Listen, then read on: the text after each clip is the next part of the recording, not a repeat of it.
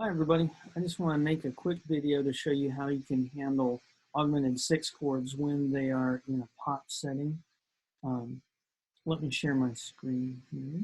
Let me start with Muse Blackout. And in this passage, I've already written out the key down here so we can put down some symbols for the chords.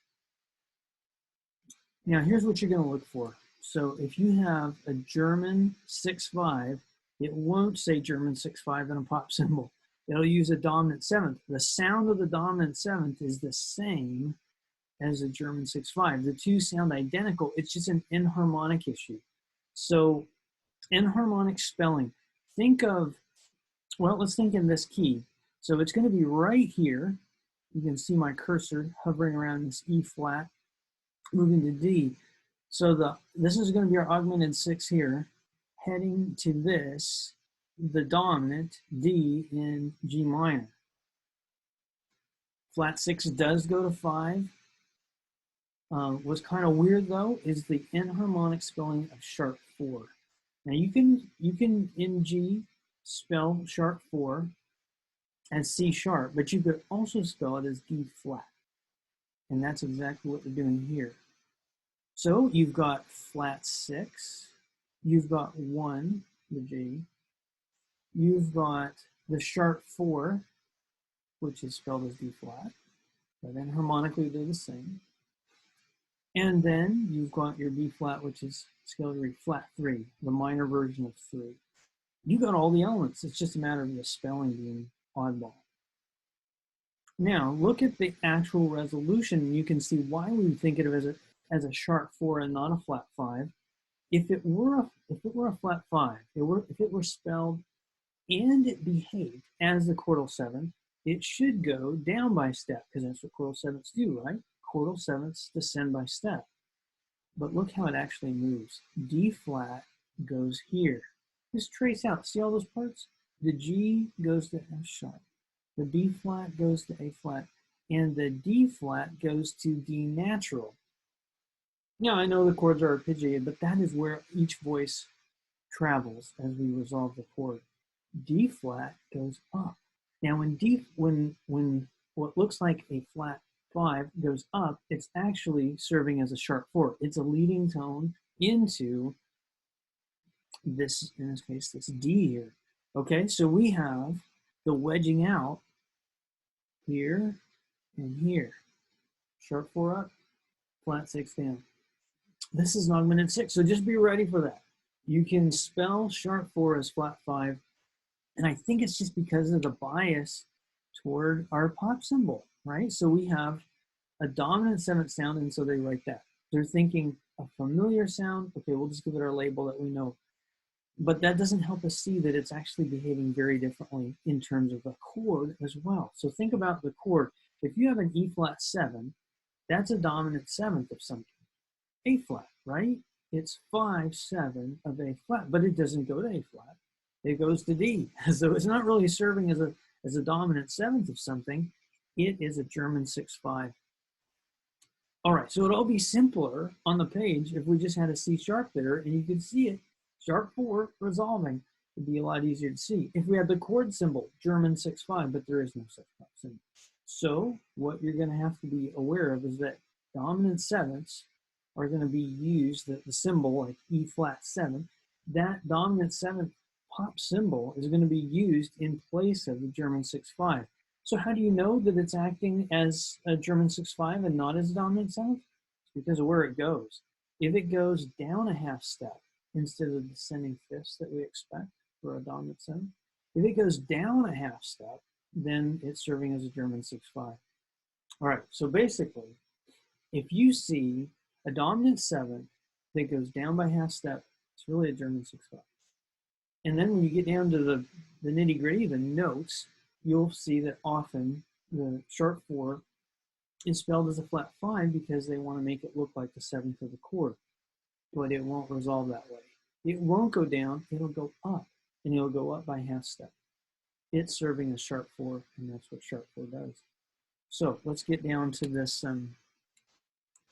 area here where we can write in our chord symbol. So we down here are going to write that is a German 6/5, and for the figures, I'm going to write up here 6 and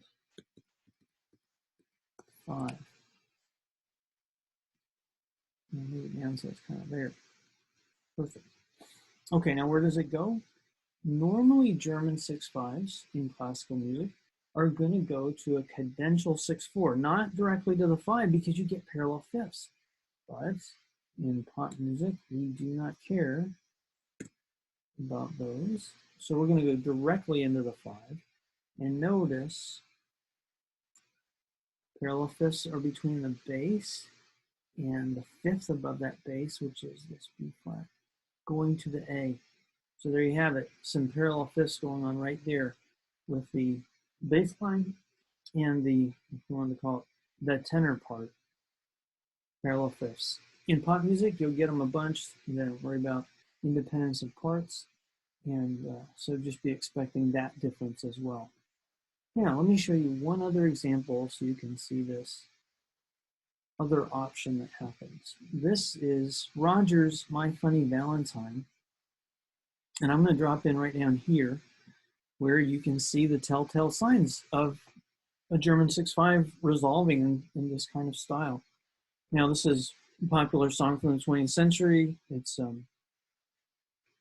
like a, well, it's in that Broadway musical style, but still we got these pop cymbals up above and we can see that half step motion. We are in C minor, as you can see from my symbol here.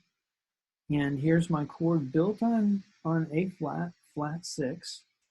There it is in the bass, moving to G. So the pop cymbals are A flat 7, a dominant 7th chord, moving to another dominant 7th chord, and doing so by step, half step down. That should tip you off. If you see that half step motion down from one dominant 7th to another, it's German 6/5 moving to a dominant. Okay, so we're going to go down here and write. Again, we have the German, and we need a 6/5 up here. So I'll put that in. 6 and 5.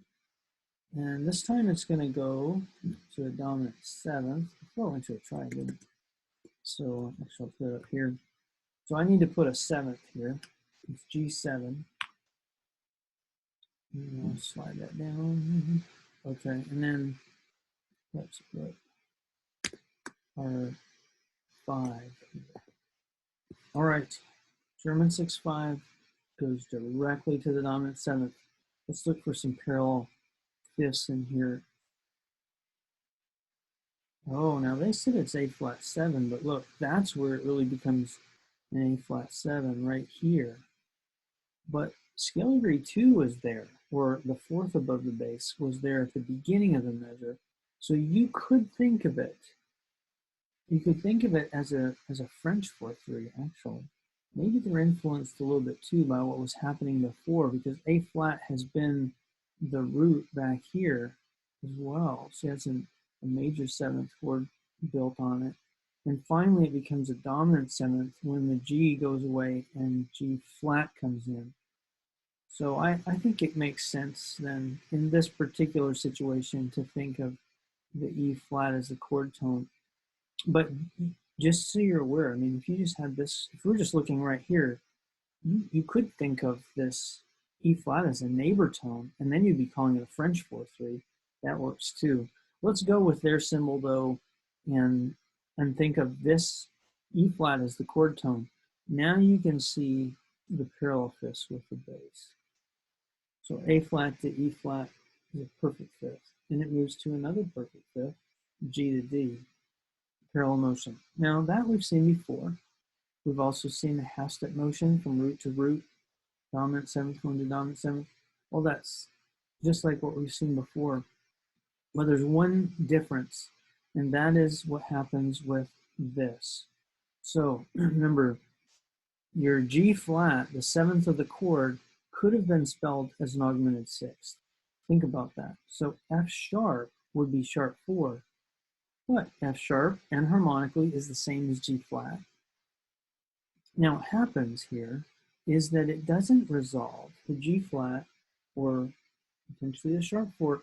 It does not go up the way you'd expect. It actually goes down. And in jazz, this is very common. So you'd have the 7th of the chord moving right down to the 7th of the next chord. It even happens in classical music. So just be aware that sharp 4 can go down a half step to the 7th in the dominant. So pretend it was an F sharp. That's how you'd spell it if you're, say, Beethoven, right? Okay, so you got your F sharp, and it would go down a half step to F. That happens in Beethoven. He'll do that. But in jazz, you're going to see it a bunch, and you won't see sharp 4 going to 4. You will see flat 5 going to 4. In other words, it's going to look like the chordal 7th moving to the chordal 7th in the next chord. You'll see, as here, the 7th, G flat, moving down to F. Okay, so now, you got 3 things to think about. You've got the way you spell sharp 4. It can be spelled as flat 5.